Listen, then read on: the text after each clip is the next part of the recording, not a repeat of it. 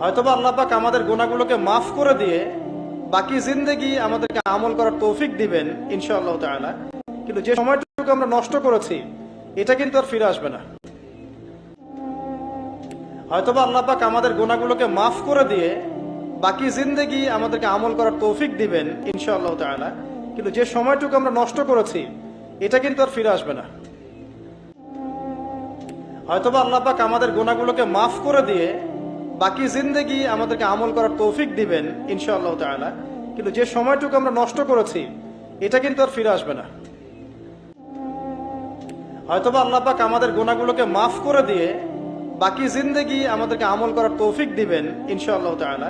কিন্তু যে সময়টুকু আমরা নষ্ট করেছি এটা কিন্তু আর ফিরে আসবে না। হয়তোবা আল্লাহ পাক আমাদের গুনাহগুলোকে মাফ করে দিয়ে বাকি জিন্দেগি আমাদেরকে আমল করার তৌফিক দিবেন ইনশাআল্লাহ তাআলা। কিন্তু যে সময়টুকু আমরা নষ্ট করেছি এটা কিন্তু আর ফিরে আসবে না। হয়তোবা আল্লাহ পাক আমাদের গুনাহগুলোকে মাফ করে দিয়ে বাকি জিন্দেগি আমাদেরকে আমল করার তৌফিক দিবেন ইনশাআল্লাহ তাআলা। কিন্তু যে সময়টুকু আমরা নষ্ট করেছি এটা কিন্তু আর ফিরে আসবে না।